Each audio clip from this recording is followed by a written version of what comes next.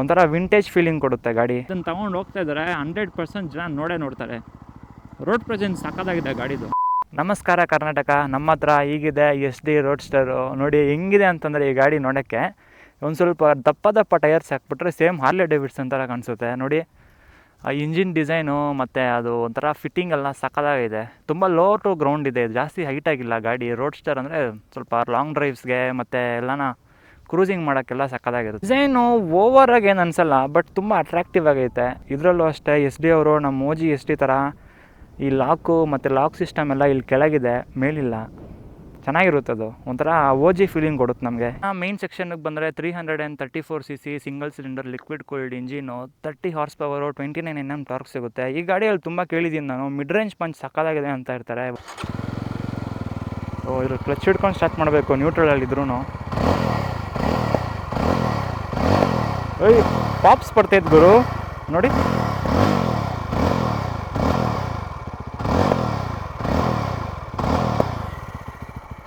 Crazy ಆಗಿದೆ. ಸ್ಟಾಕಲ್ಲಿ pops ಬರ್ತೈತೆ guys. ಈ ಗಾಡಿ ಸಕ್ಕತ್ತಾಗಿದೆ. ತುಂಬ ಲೌಡಾಗೇನಿಲ್ಲ ಮತ್ತು ತುಂಬಾ ಒಂಥರ ಇರಿಟೇಷನ್ ಥರನೂ ಇಲ್ಲ, ತುಂಬ ಪ್ಲೆಸೆಂಟಾಗಿದೆ.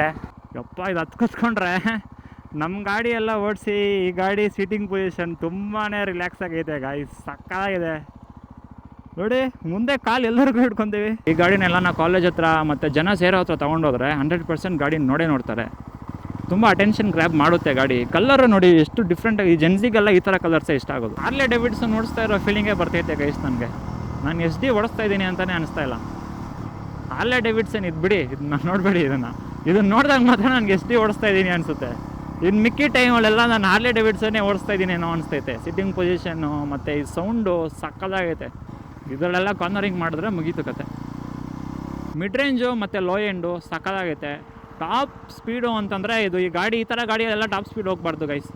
ಈ ಥರ ಗಾಡಿಯಲ್ಲಿ ಏನಿದ್ರು ನೀವು ಕ್ರೂಸಿಂಗ್ ಮಾಡಬೇಕು, ಹೈವೇಯಲ್ಲಿ ನೆಮ್ಮದಿಯಾಗಿ ರೈಡ್ ಮಾಡಬೇಕಷ್ಟೇ. ಟಾಪ್ ಸ್ಪೀಡ್ ಹೊಡಿಯೋದು, ನುಗ್ಸೋದು, ನುಗ್ಗಾಡ್ಸೋದು ಎಲ್ಲ ಮಾಡಬಾರ್ದು. ಈ ಗಾಡಿಗೆ ಅದು ಒಳ್ಳೇದಲ್ಲ. ಈ ಗಾಡಿಗೆ ಡಿಸ್ರೆಸ್ಪೆಕ್ಟ್ ಮಾಡ್ದಂಗೆ ಹಂಗೆಲ್ಲ ಮಾಡಿದ್ರೆ. ಈ ಗಾಡಿ ಮಾಡಿರೋ ಪರ್ಪಸ್ಸೇ ಬೇರೆ. ಇದು ನೋಡಿ ಐಡಲ್ ಸೌಂಡು ಎಷ್ಟು ಬೇಸಿಯಾಗೈತೆ, ಸಕ್ಕದಾಗೈತಲ್ಲ. ಏನ್ರ ಇದು ಇಟ್ಲೊಂದು. ಈ ಗಾಡಿನ ಸಿಟಿಗಿಂತ ಹೈವೇಲಿ ಓಡ್ಸೋಕೆ ಇನ್ನೂ ಮಸ್ತಾಗಿರುತ್ತೆ. ಯಾಕಂದರೆ ಈ ಗಾಡಿ ಸಿಟ್ಟಿಂಗ್ ಪೊಸಿಷನ್ ತುಂಬ ಕಂಫರ್ಟಬಲ್ ಆಗಿದೆ. ಈ ಥರ ಕುತ್ಕೊಂಡ್ರೆ ಗಾಡಿ ಮೇಲೆ ಒಂದೇ ಸ್ಟ್ರೆಚ್ಚಲ್ಲಿ ನೀವು ಬೇಕಾದ್ರೆ 300 ಕಿಲೋಮೀಟ್ರ್ ಹೊಡಿಬೋದು ಗೈಸ್. ಅಷ್ಟು ಕಂಫರ್ಟಬಲ್ ಆಗೈತೆ ಸಿಟ್ಟಿಂಗ್ ಪೊಸಿಷನ್ನು. ಕೈ ನೋವು ಬರಲ್ಲ, ಬೆನ್ನು ನೋವು ಬರಲ್ಲ. ಈ ಗಾಡಿ ಸೌಂಡೇ ನನಗೊಂಥರ ಡಿಫ್ರೆಂಟ್ ಆಗೈತಪ್ಪ, ಸಕ್ಕತ್ತಾಗೈತೆ. ಒಂಥರ ಕೇಳೋಕ್ಕೆ ಒಂಥರ ತುಂಬಾ ಪ್ಲೆಸೆಂಟ್ ಆಗಿದೆ ಸೌಂಡು.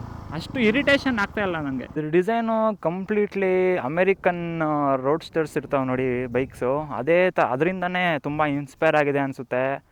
ನಂಬರ್ ಪ್ಲೇಟು ಅಷ್ಟೇ ಕೆಳಗಡೆ ಇದೆ. ಮತ್ತು ಇಲ್ಲಿ ನೋಡಿ ಇದು ಫಿನಿಶಿಂಗ್ ಎಲ್ಲ ಒಂಥರ ಡಿಫ್ರೆಂಟ್ ಆಗಿದೆ, ಇಂಡಿಯನ್ ಗಾಡಿ ಥರನೇ ಅನಿಸಲ್ಲ. ಮತ್ತು ಈ ಗಾಡಿಯಲ್ಲಿ ನೋಡಿ ಎಲ್ಲ ಕಡೆ ನಿಮಗೆ ರೌಂಡಾಗೆ ಕಾಣಿಸುತ್ತೆ. Round headlight, round indicator, round console. Retro bikes ಅಂತಂದರೆ ರಾಯಲ್ ಎನ್ಫೀಲ್ಡೇ ಬರೋದು ತಲೆಗೆ. ಇವಾಗ ರಾಯಲ್ ಎನ್ಫೀಲ್ಡ್ ಹೆಂಗಾಗ್ಬಿಟ್ಟಿದೆ ಅಂತಂದರೆ ಒಂಥರ ಎಲ್ಲ ತುಂಬ ಜನ ಇವಾಗ ಅದನ್ನು ಟ್ರೋಲ್ ಮಾಡೋದೇ ಆಗೋಗಿದೆ ರಾಯಲ್ ಎನ್ಫೀಲ್ಡ್ನ ಹಂಗೆ ಹಿಂಗೆ ಅಂದ್ಕೊಂಡು. ಬಟ್ ಇದು ಬರೋಕ್ಕೆ ಮುಂಚೆ ರಾಯಲ್ ಎನ್ಫೀಲ್ಡೇ ಹವಾ ಇತ್ತು ರೆಟ್ರೋ ಬೈಕ್ಸಲ್ಲಿ. ಬಟ್ SD ಜಾವಾ ಎಲ್ಲ ಬಂದಮೇಲೆ ಒಂದು ಸ್ವಲ್ಪ ಗೇಮ್ ಚೇಂಜ್ ಆಗಿದೆ. ಜಾವಾ 42 ತುಂಬ ಕಾಣಿಸುತ್ತೆ ರೋಡಲ್ಲಿ, ತುಂಬ ಸೇಲ್ ಆಗಿದೆ. ಬಟ್ SD ರೋಡ್ಸ್ಟರು ತುಂಬ ರೇರು. ರಾಯಲ್ ಎನ್ಫೀಲ್ಡ್ ಅಂತ ಹೋಗ್ಬಿಡ್ತಾರೆ. ಬಟ್ ಈ ಗಾಡಿ, ಈ ಥರ ಗಾಡಿಗಳನ್ನ ನೋಡಿ ಸಕ್ಕದಾಗಿದೆ ಗಾಡಿ ಮಾತ್ರ. ನನಗೆಲ್ಲೋ ಗಾಡಿ ಎಲ್ಲೋ ನೆಗೆಟಿವ್ ಅನಿಸಿಲ್ಲ. ಸೀಟಿಂಗು ಅಷ್ಟೇ, ಇದು ಕುಷನಿಂಗು ಸಕ್ಕದಾಗೈತೆ. ಹಿಂದ್ಗಡೆ ಸೀಟ್ ಸ್ವಲ್ಪ ಚಿಕ್ಕದಾಗೈತೆ, ಪಿಲ್ಗ್ಯಾನ್ಗೆ ಅಷ್ಟೊಂದು ಕಂಫರ್ಟ್ ಇರಲ್ಲ.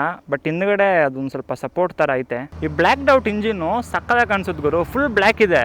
ಬಟ್ ಇಲ್ಲಿ ಮಾತ್ರ ಒಂದು ಸ್ವಲ್ಪ ಸ್ಟ್ರೈಪ್ಸು ಸಿಲ್ವರ್ ಕಲರು ಸಕ್ಕದಾಗಿ ಕಾಣಿಸುತ್ತೆ, ತುಂಬ ಪ್ರೀಮಿಯಮ್ ಆಗಿ ಕಾಣಿಸ್ತೈತೆ. ಇದೊಂದು ಸ್ವಲ್ಪ ಡಿಸಡ್ವಾಂಟೇಜ್ ಅನಿಸುತ್ತೆ ನನಗೆ ಗೊತ್ತಿಲ್ಲ, ನನಗೆ ನಂಬರ್ ಪ್ಲೇಟ್ ಕೆಳಗಿರೋದು.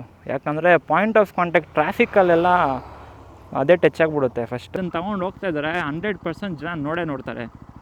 ರೋಡ್ ಪ್ರೆಸೆನ್ಸ್ ಸಕ್ಕದಾಗಿದೆ ಗಾಡಿದು. ಗಾಡಿ ನೋಡೋಕೆ ನೋಡಿ ಎಷ್ಟು ಜಾಕ್ಡಪ್ ಆಗೈತೆ. ಗಾಡಿ ತುಂಬ ವೆಯ್ಟ್ ಇದೆಯೇನೋ ಅನಿಸುತ್ತೆ, ಬಟ್ ಗಾಡಿ ಅಷ್ಟೊಂದು ವೆಯ್ಟ್ ಇಲ್ಲ ಗೈಸ್. ತುಂಬ ಹ್ಯಾಂಡಲ್ ಮಾಡ್ಬೋದು, ಸಕ್ಕದಾಗಿ ಹ್ಯಾಂಡಲ್ ಮಾಡ್ಬೋದು. ನನಗೆ ಈ ಗಾಡಿಯಲ್ಲಿ ಇಷ್ಟ ಆಗಿದ್ದ ಪಾರ್ಟ್ ಏನು ಅಂತಂದರೆ ಆ ಹೆಡ್ಲೈಟು ಚಿಕ್ಕದಾಗೆ ಒಂಥರ ಗುಂಡಕ್ಕೆ ಸಕ್ಕದಾಗೈತೆ. ನನಗೆ ಇದನ್ನು ನೋಡ್ತಾ ಇದ್ರೆ ಡುಕಾಟಿ ಸ್ಕ್ರಾಂಬ್ಲರ್ ಹೆಡ್ಲೈಟ್ ನೆನಪಾಗ್ತಾ ಇದೆ. ರಾಜ ಕೂತಂಗೆ ಕುತ್ಕೊಂಡಿದ್ದೀನಿ ಗೈಸ್. ಇದು ಈ ಗಾಡಿ ಪೊಸಿಷನ್ ಹೆಂಗೈತೆ, ರಾಜ ಕುತ್ಕೊಂತೀವಿ ನೋಡಿ. ನನ್ನ ಪೊಸಿಷನ್, ನನ್ನ ಕಾಲು ನೋಡಿ ಎಷ್ಟು ಮೇಲೆ ಇಟ್ಕೊಂಡಿದ್ದೀನಿ ನಾನು, ಇಷ್ಟು ಇಲ್ಲಿದೆ ಹ್ಯಾಂಡಲ್ ಬಾರು. ಎಲ್ಲ ಹೆಂಗೆ ಮಾಡಿದ್ದಾರೆ ಅಂದರೆ ಡಿಸೈನು ಇಂಡಿಯನ್ ಗಾಡಿ ಅಂತಲೇ ಅನಿಸಲ್ಲ. ಫಾರಿನ್ ಗಾಡಿ, ಫಾರಿನ್ ಬ್ರ್ಯಾಂಡ್ ಥರ ಮಾಡ್ತಾರೆ ಡಿಸೈನು. ಮತ್ತು ಈ ಚಿಕ್ಕದು ಡಿಸೈನ್ ಇದಿರುತ್ತಲ್ಲ, ಡೀಟೇಲಿಂಗು ಒಂಥರ ಯಾವುದೋ ದೊಡ್ಡ ಗಾಡಿ ಓಡಿಸ್ತಾ ಇದ್ದೀನೇನೋ ಅನ್ನೋ ಫೀಲ್ ಬರ್ತೈತೆ ಈ ಗಾಡಿ ಓಡಿಸ್ತಾ ಇದ್ದಾರೆ. ಮುಂದೆ ಟೆಲಿಸ್ಕೋಪಿಕ್ ಸಸ್ಪೆನ್ಷನು ಮತ್ತು ಹಿಂದ್ಗಡೆ ಟ್ವಿನ್ ಶಾಕ್ ಅಬ್ಸರ್ಬರ್ ಅಂತ ಬರುತ್ತೆ.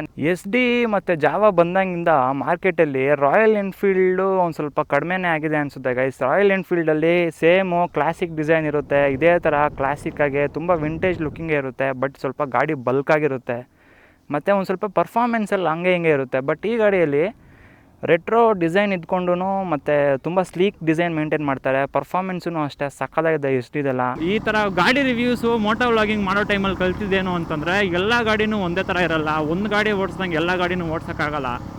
ಒಂದೊಂದು ಗಾಡಿ ಒಂದೊಂದು ಥರ ಪರ್ಪಸ್ ಇರುತ್ತೆ. ಅದ್ರ ತಕ್ಕಂಗೆ ಓಡಿಸ್ಬೇಕು ಗಾಡಿನ. ಇಲ್ಲ ಅಂತಂದರೆ ಕಾನ್ಸಿಕ್ವೆನ್ಸಸ್ ಇದ್ದೇ ಇರುತ್ತೆ, ಗೊತ್ತಿರುತ್ತಲ್ಲ ಎಲ್ಲರಿಗೂ. ಖತಮ್.